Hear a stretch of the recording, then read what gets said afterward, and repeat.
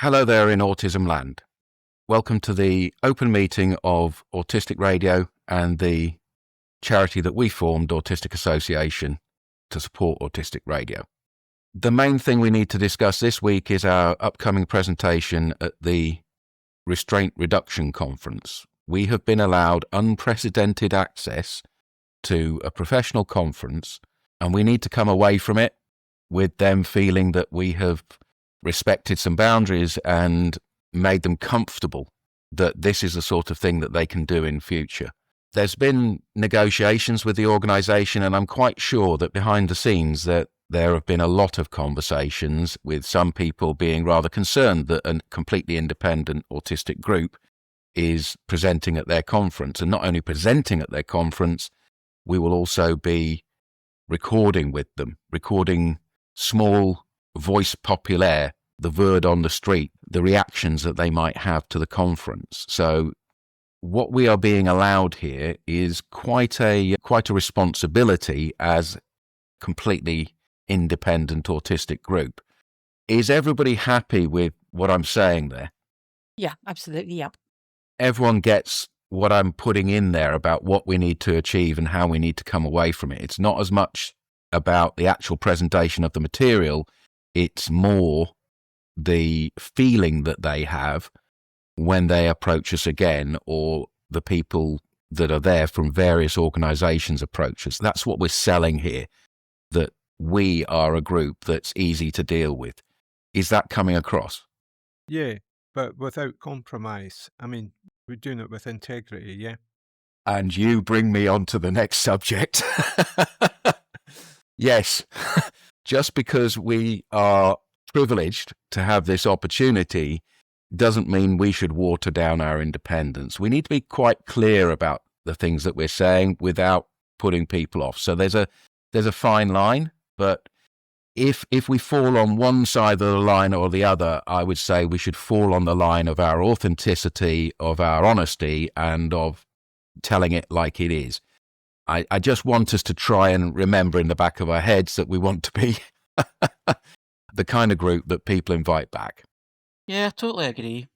And I like what Ray says, it's without compromise as well. And you've added to it, Jules. It's like there's so many autistic-led organisation groups or autistic people that have, for good reason, have this defence mechanism kicked in. So it's like they're always firing out and always fighting against everything that comes towards them, even if there's no intention to harm, it's no intention to insult.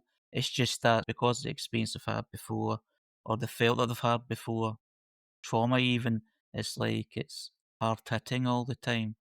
But what we are is we're more reserved, although we say when it needs to be said, and it's just to be fair, just to keep it open. Be down at a table with many people, just to show that we do listen, but we will have our say as well. And it's not just about having our say for the sake of it and shouting people down. It's having conversations and learning from each other. Well said, Harry. In the text, Robbie is saying yes, and there's a text saying I agree. Ray says that there are extremes of rejection and fawning to surf. We need to be equal partners. I completely agree with what you're saying there. This is a tricky thing that autistic people have to negotiate, whether to fawn, to take fright, So, yeah, let's just make sure that we come across as a professional organisation, but with our heart in the right place. Moving on, a couple of reminders. Today we're recording with Jessica Aviles, Jessica is from the organisation that we have just completed a co-production with. Our co-production was quite a tough thing for her to receive, I believe, because the comments that we made using our audio model were very wide-ranging. It wasn't constricted by what might have been an interview or a form. So Jessica has kindly taken all that on board without jumping out of the hot water. And so she's making a recording with us today to introduce herself generally. I hope, as usual, we will make Jessica feel comfortable but there might be things that you guys want to bring up during that conversation. So that starts at 10:30 today, and we have 2 more bookings imminent. Debbie returning after the time that she dropped in, the parent of an autistic person who uses alternative communication. And we also have a couple of slots to make for a new guy over from the United States, whose name escapes me at the moment. So there are a few recordings that we have to do around the conference that we have coming up. How long is this meeting with Jessica to last? Well, I will be there from 10:30 till 11:30, but anyone can leave part way. You put your words in there, put your text in there, and don't feel that leaving is an issue. I have another Zoom thing coming up at midday, and I need to kind of do some prep for it, so I might drop out at some point. Everything we do is really up to you, how you want to involve yourself. Drop in, drop out, no obligations. That's part of our basic principles here at Autistic Radio. Is there anything that anybody needs to bring to the meeting? Just to ask about the podcast edits of late, and to explain following conversations, like to cut them down into bite size, like 20 minutes. But what I've been doing with the most recent ones, I've actually kind of managed to get them down to like 25 minutes to 35 minutes. What I've been doing is just cutting it right down from the 40 odd minutes that it used to be before. So just let me know your thoughts on that. What you're doing is great. If we can keep the length of what we do on one recording down to a single podcast, that's great. I think if we continue to do the recorded part to say this is part 2, in case you want to make it into 220 minutes, you've got too much for a 30-minute single, then we'll always have that flexibility because we record it at the time during the live broadcast. Thanks, Jules. I'm happy with that. It's very helpful. Are the original recordings retained in case we want to release a box set later on? Yeah, they are. They're retained and double backed up. Also, people can listen to the actual live in full if they wish to get an idea of what we do, but they'll hear a lot of silence, etc.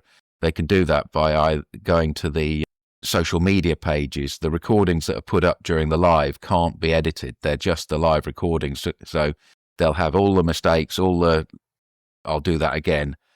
But in addition, yes, we keep the original full recordings ready to make up as another edit in the future.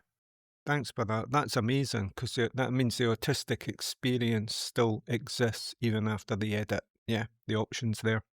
Yep, you've picked up on one of the things from the audio model that we developed originally. We said that we always had to have it so that autistic people could have access to how we do it, all the outtakes, so that when they see that, they can say, well, actually, this isn't that difficult. And if I make mistakes, it'll all be cut out. So that's part of why it's there. It's the ladder to allow people to step by step join in. And knowing that the original material is still there is what makes it comfortable for me to do the edits. And sometimes it's quite brash edits to cut time down. I mean, if I thought that I had the only version and I was cutting a lot of stuff out, I'd be feeling very difficult of doing so, because there's so much great things that are said but just cut down for the flow of someone listening to the podcast. So that being in my mind is always nice and comfortable, knowing that I'm not actually censoring anybody. I'm just cutting something down for a specific podcast. Thank you, everyone, for taking part in the direction of our activities here. We speak our words, we listen. We speak our words, we listen. We speak our words, we listen. We speak our words, we listen.